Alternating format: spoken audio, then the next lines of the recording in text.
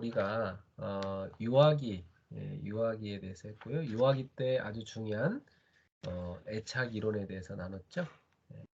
예, 아이들이 어릴 때 엄마와 또 아빠와의 그 신뢰감이 너무 중요하다 그랬습니다. 그 일관성 있게 아이에게 다가가고 대해야 된다. 그런 내용들이었죠.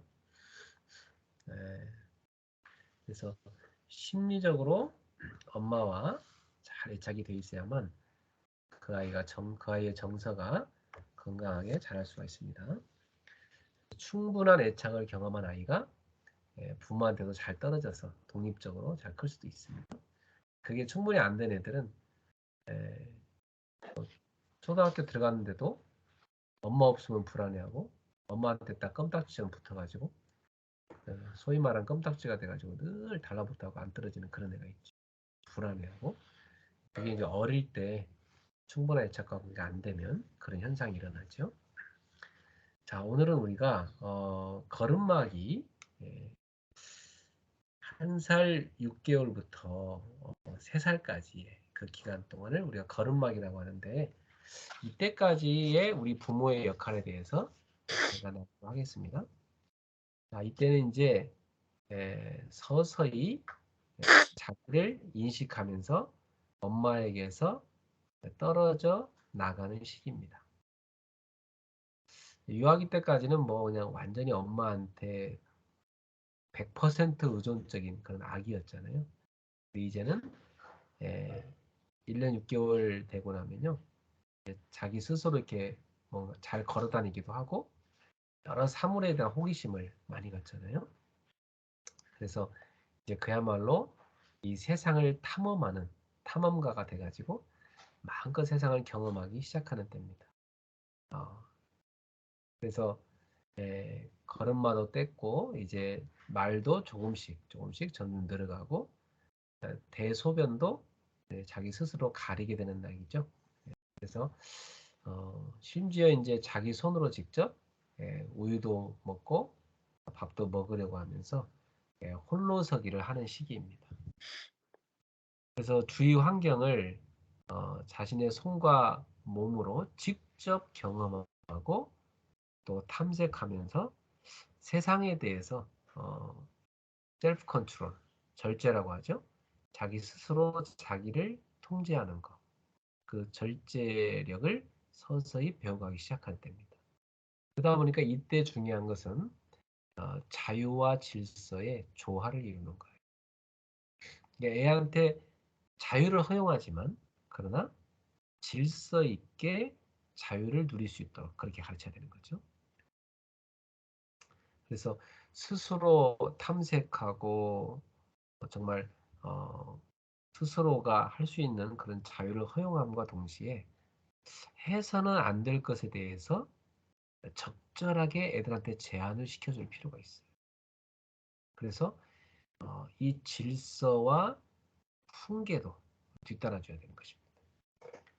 자유만 주어도 이 아이는 자기 통제력을 획득하지 못해요. 그것을 부모가 적절하게 질서를 가르치고 제한도 하고 훈계도 하면서 해야만 애 스스로도 이런 것은 내가 하고 싶지만 하면 안 되는 거구나. 절제를 해야 되는구나. 이런 것을 아이가 배워가게 되죠. 예. 자, 그래서 이때 우리가 아이를 키울 때 꼭 가르쳐야 될 과제가 몇 가지인데 오늘은 그 첫 번째를 나누도록 하겠습니다.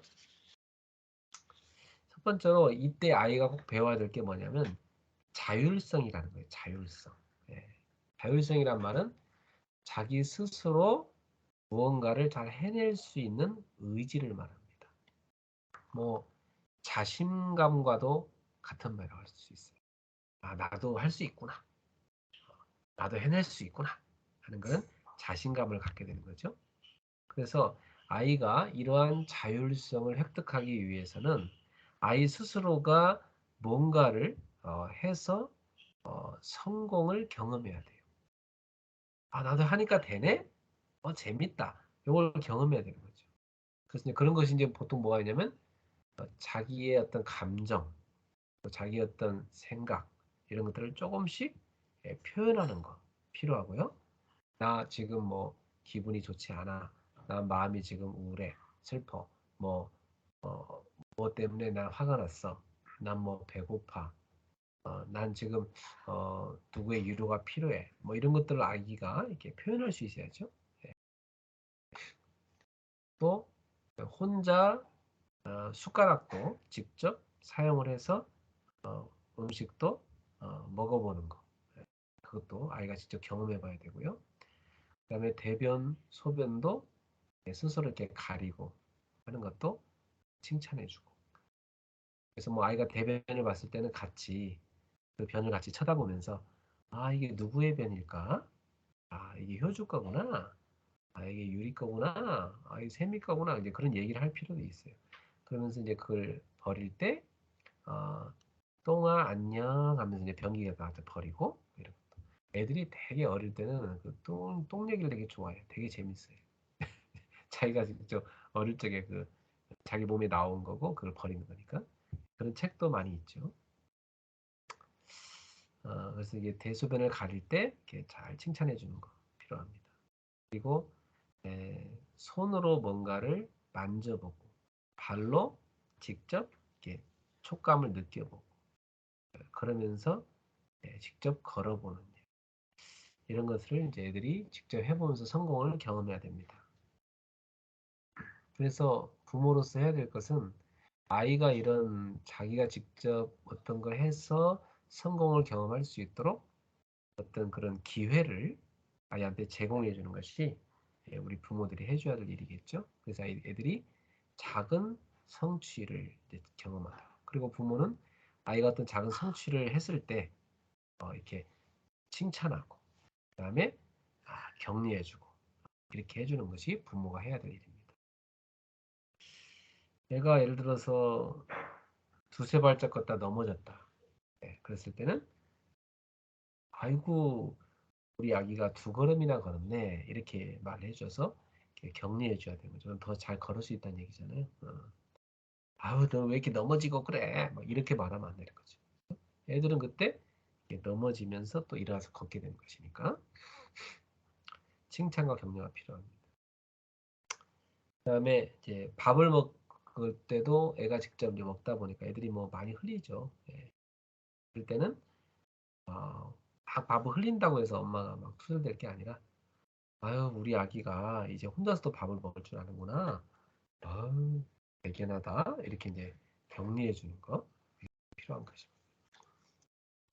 그래서 어떤 깔끔한 엄마들은 이렇게 애가 밥 흘릴까 봐 못 버린다고 막 싫어하고 가만히 애는 인형처럼 앉혀놓고 엄마가 무조건 다 떠먹여주고 그래서 언제까지 떠먹여주나 봤더니 초등학교 들어갈 때까지 떠먹여주더라고.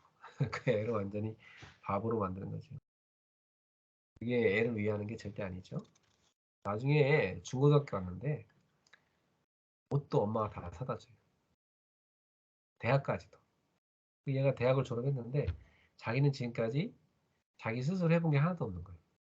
옷을 자기 스스로 해본 적이 없대요. 옷을 사본 적이 없대요. 다 엄마가 백화점에 사다 줬대.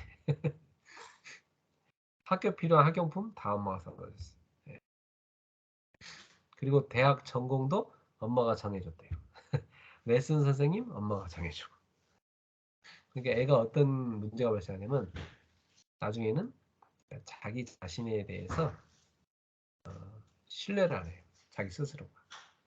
자기 스스로가 자기를 신뢰를 안 해요. 자기는 못하는 사람, 뭐 무능한 사람, 자기는 바보 같은 사람, 자기는 스스로 할 수 있는 게 없다고 생각하고 늘 자기 스스로가 자기를 이렇게 인정하지 않는 그런 상태가 되더라고요. 그래서 이제 내가 볼 때는 되게 노래도 잘하고 실력도 있는 애고 잘하면 좋은 성악가가 될 수 있겠는데 자기 스스로가 그렇게 열등감에 빠져 있으니까 계속 자기 못한다고, 자기 못한다고. 그래갖고 아무것도 할 줄 아는 게 없는 그런 애가 되더라고요. 나중에 그 애가 집을 떠나서 예, 독립해서 나중에 좀 있으니까 그때 좀 애가 좋아지더라고요. 자, 그래서 이 시기의 아이들은요, 자주 하는 말이 뭡니까? 엄마가 일로 와서 이거 해라 그러면 아니야, 난 그렇게 안 할 거야, 이렇게 할 거야. 이렇게 하자 그러면 싫어, 이거 내 거야. 어, 이런 표현을 많이 하죠, 그죠? 예. 내가 할 거야. 그러면서 내가 할래. 이런 표현을 많이 써요. 왜냐하면 이제 자기 스스로 자율성을 이제 갖출 나이기 때문에 그래요. 그래서 그것은 애가 뭐 문제가 있는 게 절대 아니니까요. 그 나이 때 일어나는 당연한 현상입니다. 그래서 나를 인식하는 자율성의 표현을 얘가 하기 시작했구나. 이렇게 보시면 됩니다. 그래서 이 자율성이 생긴다는 것은요.